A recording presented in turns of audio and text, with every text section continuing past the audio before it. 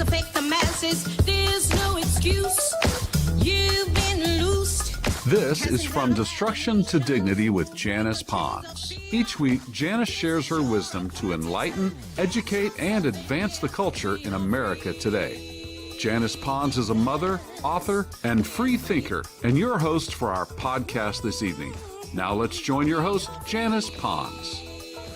Greetings, greetings, greetings. Come on in. Come on in here. I am so glad that you're here.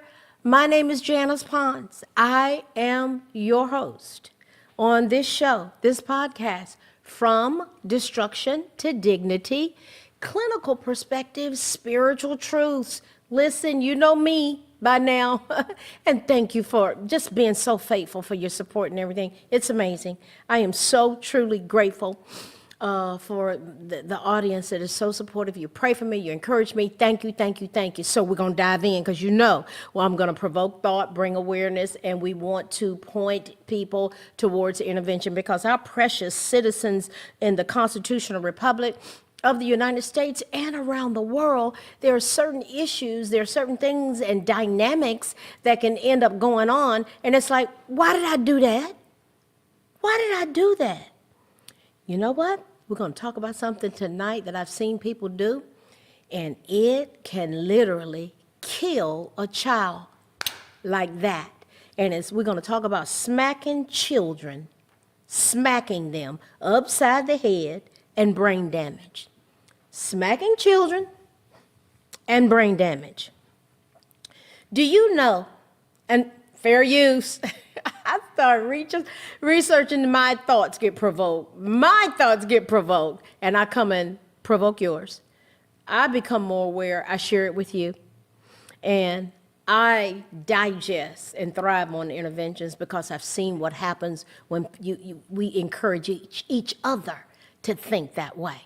That's my heart. We're partnering together, right? Yeah, that's us. So, did you know that a single head injury has been linked to significantly increased risk of all causes of mortality? That's what new research has shown. So this is fair use. This is in all the journals. It's just out there. And I was like, wow, Lord, okay. So one head injury can contribute significantly to someone dying prematurely.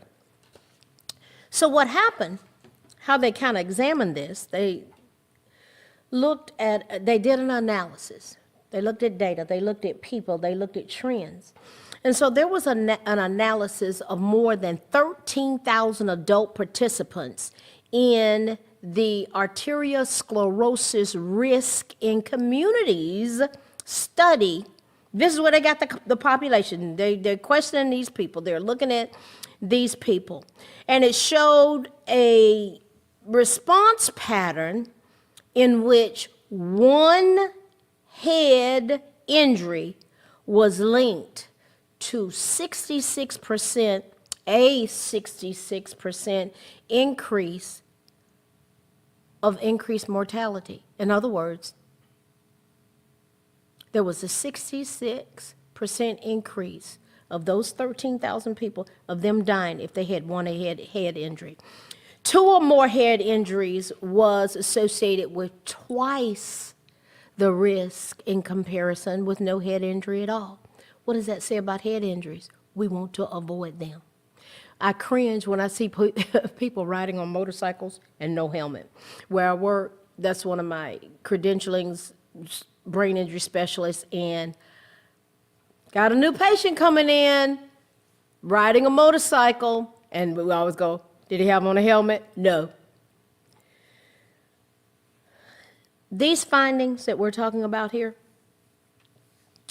it underscores the absolute significance, the importance of preventing head injuries and of a swift, quick medical clinical intervention. I never whipped my seamstress. She was talking about the story of someone who the mom fell and hit her head, and she was like, I'm fine, I'm okay. And they were like, well, maybe we need to get you checked out. No, I'm fine. She was kind of dazed. She was a little dizzy, kind of off a little bit right there. It should have been checked out. Well, they didn't do it. And so 8 hours later, she was at home and she had passed. Listen, there are some people that are high risk for falls. My God, I saw Joe Biden going up the step. Joe Biden is high risk for falls. When I see him, I'm like, he's high risk for falls.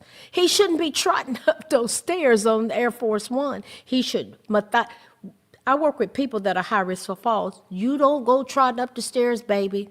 You hold on to the rail and you take one step at a time. You have to be cognizant, particularly as they get older. I have a mom who's 99 and is certain way. Mama, don't get in the car the old way. Getting inside of a car, leaning her leg in. You know, you get in a car. You know, we get in a car when we're young chicks, young bucks. I said, Mom, the occupational therapist where I work says, sit your behind down on the seat, on the chair first, and then swivel yourself around. And when she did it, she was like, Lord have mercy. She said, this is better. I said, yeah, she's more prone at 99 to lose her balance. High risk for falls. Her perception, her depth perception is different now. We're just talking about being wise.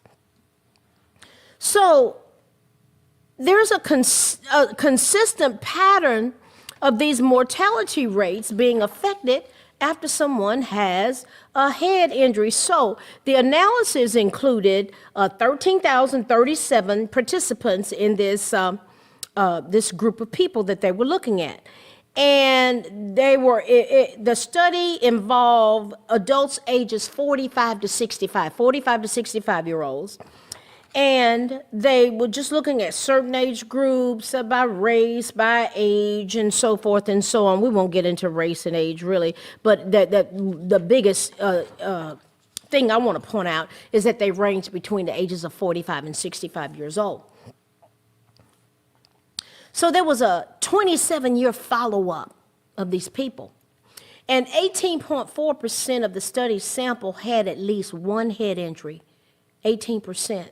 And injuries occurred more frequently among women, which it was a predominance of women in the study group. It really was. So overall, about 56% of participants died during that study of those little over 13,000 people. Now, the estimated median, MEDIAN, median amount of survival time after a head injury was 4.7 years. Median, you have mean, median, mode. Median is you take all the ages and you distribute them out across like a line, which one falls right in the middle. And so the median amount of survival time was 4.7 years after a head injury. Wow. The most common cause of death was neoplasm. Neoplasm, like a tumor. Neoplasm, cardiovascular disease. Okay, so, is there a correlation between someone getting a head injury and eventually dealing with neoplasm, cardiovascular disease, neurologic disorders? Regarding specific neurologic causes of death, the researchers found that 62% of deaths were due to neurodegenerative disease. Wow. 62% versus 51% of those that didn't get an injury at all. At all. A lot of these people went on to have neurodegenerative diseases like Alzheimer's, Parkinson's, but they had this brain injury. They got a head injury previously. So there appears to be a direct correlation between someone dying early and them having had a head injury. Has a lot of implications. That provokes a lot of thought for me, a whole lot. I'm always thinking, because I have to think on my job. So I'm always looking and analyzing and connecting dots and going, well, if we had done thus and such and so, could the outcome have been different? I was trained as a psychologist to be the problem solve. Man, people get in these positions and a lot of it is preventable. Reoccurring head injuries increase the rates of death exponentially. Listen, I love working with alcoholics and addicts. Any of you who've looked at my show, you know that. And we started looking at, before C-19, we had a crisis stabilization unit where people came in for, they were SIHI-AVH, suicidal ideations, homicidal ideations, auditory visual hallucinations. They were in a crisis and they needed crisis stabilization. What we decided to do was to start screening them regarding brain injuries. Over 72% of the people had been exposed to situations where they had a head injury, such as the ones that were dealing with addiction issues. They got in a brawl, when I would meet with them individually, I said, have you ever been in a fight? Fight? Oh my God, yes, Miss Janice, of course. I said, so how did it end? Oh man, I got hit upside the head with a chair. I said, did you end up being unconscious? Of course I did. I've been unconscious. How many times? Oh, about 6 or 7 times. How long were you unconscious? Hours. Were you evaluated to see if you had a brain injury? Of course, no. I didn't need to do that. Just woke up and went on. Oh, okay. Head injuries. Head injuries. Do you know that TBIs, traumatic brain injuries, are called the silent epidemic? There are many people that have a brain injury and it has not been identified. That's the underlying cause of their behavior problems. That's the underlying cause of their erratic thought patterns. That is the underlying cause of their impulsivity. That's the connection between them trying to self-medicate with alcohol and or drugs. They have an untreated brain injury. It happens all the time. So what are we going to do? What are we going to do? What are we going to do?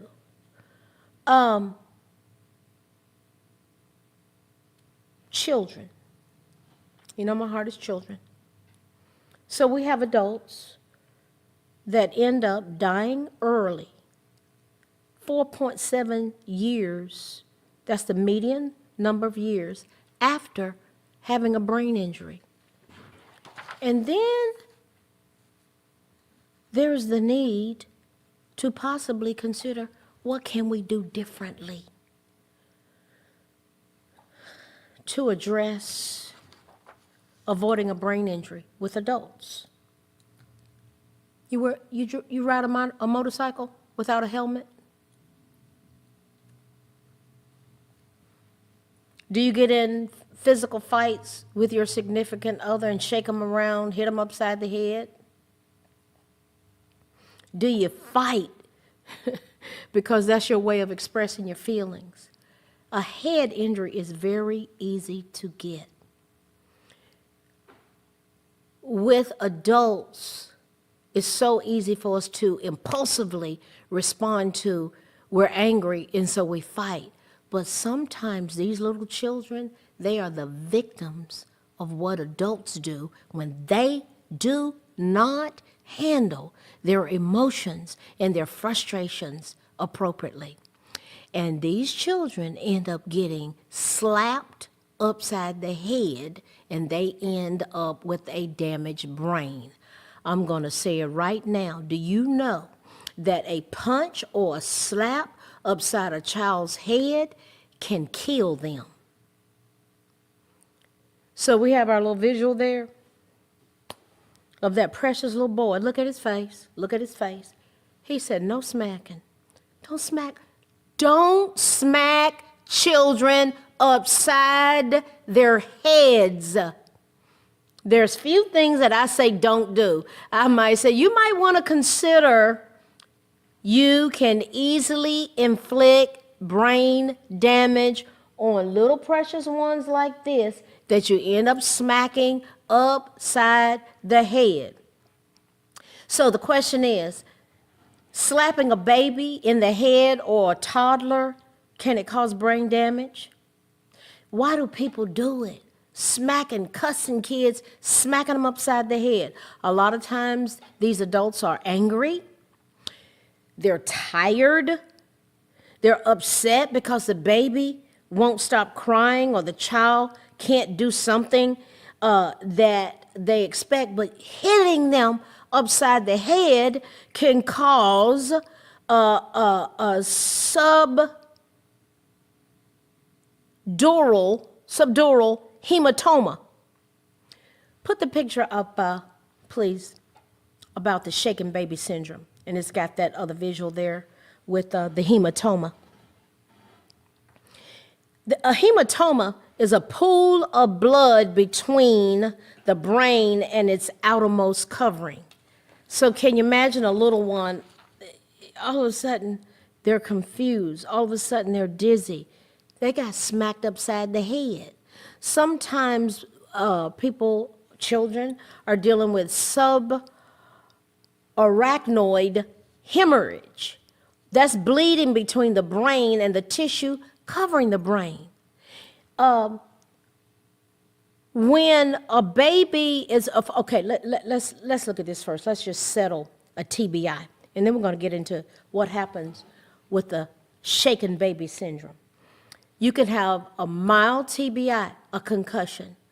They may not recognize or admit that they're having a problem, but the person may not understand how the symptoms are experiencing their daily activities, and it could easily be overlooked. And I remember my son got hit one time by a basketball, bam, and the coach just got him. He said, Jonathan, look at me, look at me, look at me. He said, what's your name?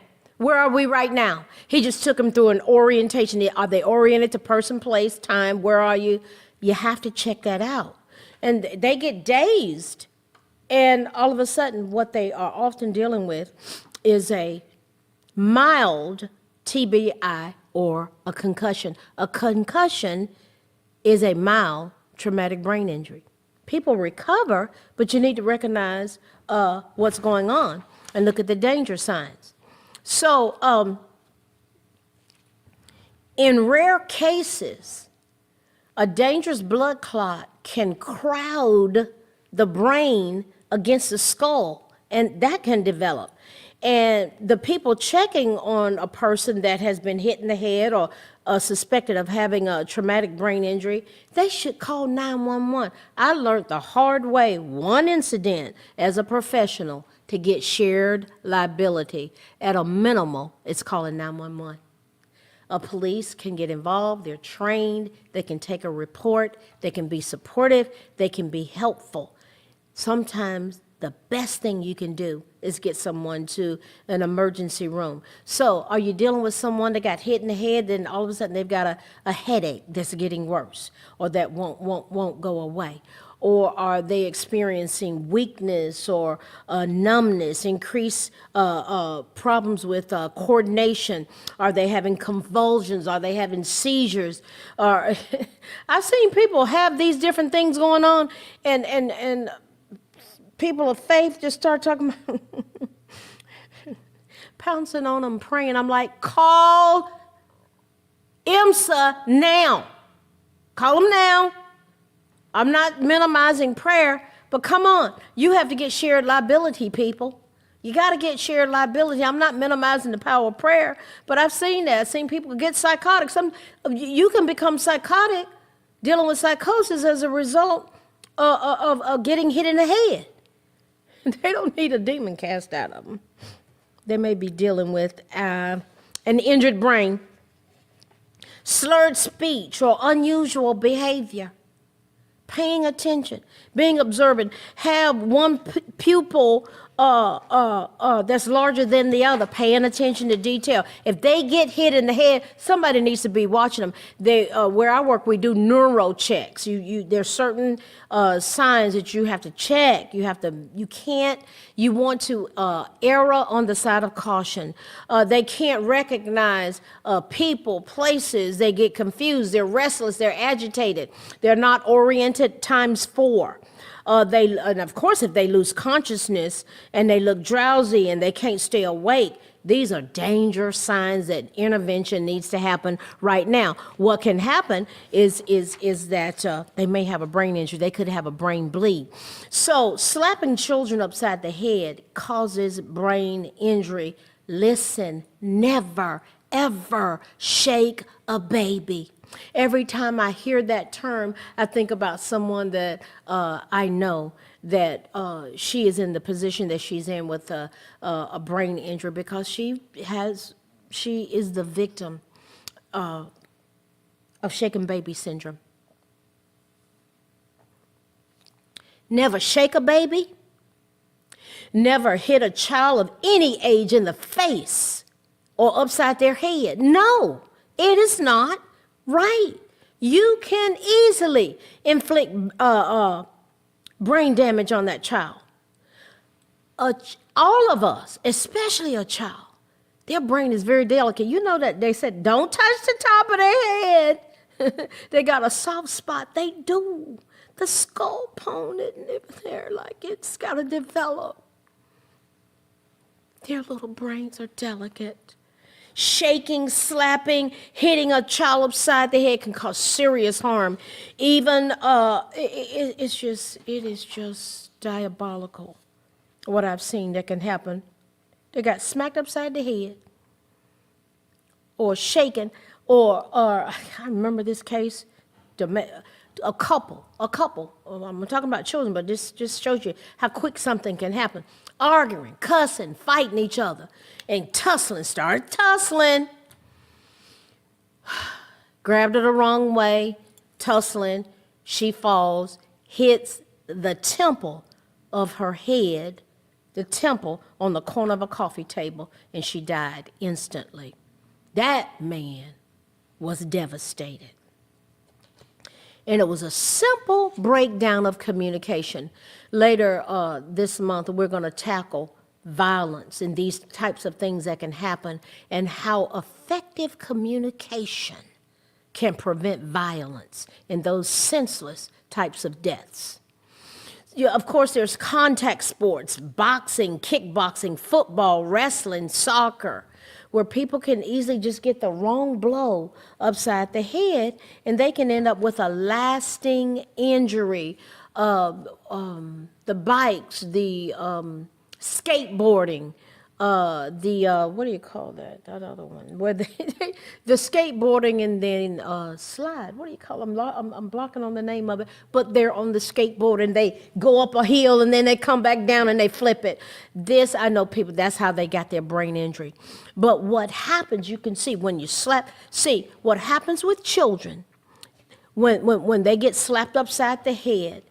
It can cause minimal damage, but it also can leave long-term detrimental results to their head. Because what ends up happening is, listen, you see, look at that.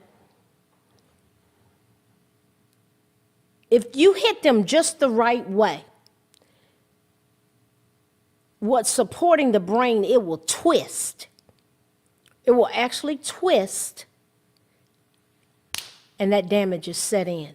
The bleeding can happen, the damage is set in, and they will be messed up for life. When you shake a baby, you see the motion that's going there? all because someone was tired, all because someone was frustrated, all because someone didn't handle their emotions and they took it out on their child. And these gestures, they end up damaging a child for life. Do you know that a blow to the face, there are cases of children's teeth being fractured, or their teeth coming through their lip because an adult hit them just the impact. That's what ended up happening. They can have a ruptured eardrum. Shaken baby syndrome, I want you to look at that. Look at that. Shaken baby syndrome occurs mostly in children who are younger than 3 years old. It's most common in babies younger than 1 year of age. Their little necks are not even developed. The muscles in their necks are not developed. It can cause serious long-term problems. There are people that throw children, they shake them, they slam them against objects, they slam them against walls. I'm sorry, guys, if this triggers some of you, but this is some serious stuff. This is serious stuff in terms of not being keyed into how delicate these little bodies are. So the brain tissue, the blood vessels, and the nerves, they tear. When they get shaken like that, it tears blood vessels, it tears tissues, it tears the nerves. And it's so easy, it's like, man, you get so frustrated. It's like, pull back, time out. It can cause permanent damage to them. The child's skull can hit the brain with force. That's what happens. It's like going like this. So the skull is hitting the brain. And so with that kind of force, that's where the brain tissues, they tear, the vessels break, the nerves tear, and it ends up with a brain bleed and swelling. See, young children, their little heads are heavy. They can't even hold their little head up. You got to hold the baby's head, right? We got to support them. Their heads are heavy for their little bodies. Their neck muscles are weak. Their blood vessels in their brains are very delicate. So they're very vulnerable. Their heads are very vulnerable. This tells us that we need to protect their precious little heads. You pay attention. I've seen people pick babies up and the baby's head just go back. I'm like, baby, support the baby's head. This is why we don't need to be around babies, handling babies if folk are drunk, right? And high. And got edible cannabis laying around or high or using. Listen, head trauma is cumulative. If you think that the proper way to discipline your child is to smack them upside the head, you are grossly in error. And I'd like to respectfully submit to you that you consider, there's so many, you can go on YouTube, proper parenting skills, how to reduce your anger. Go get a parenting class. Here in Tulsa, Family and Children's Services, they have so many resources. A lot of times we parent our children the way we were parented. I can remember my daddy telling my brother, go out there and get that switch. You go get the switch. Yeah, and they plat them up. That's how they did it in the old school. But listen, their parents, they swat their children on their behind. That's not illegal, but I tell you what, smacking them upside the head is not wise at all. You can easily inflict a brain injury. It is bad. And here's the thing, it's preventable. Later this month, we're going to cover proper ways of communication, how you can get yourself in a position where you never, ever are susceptible to inflicting injury upon your children or anybody else's child. I've seen these children get yanked around, grabbing them by the arm, and they're hanging them up, and just, shut up, boy, and smacking them upside the head. Please, we have a responsibility to keep our children safe. Shaken baby syndrome. Never, ever shake a baby. Never, ever hit a child or baby upside the head. When you do, you can literally kill them. I've heard far too many cases, and I know of adults that are really severely damaged right now because they had perpetrated upon them an adult who was out of control. This is a destructive pattern, but God wants to take us from destruction to dignity.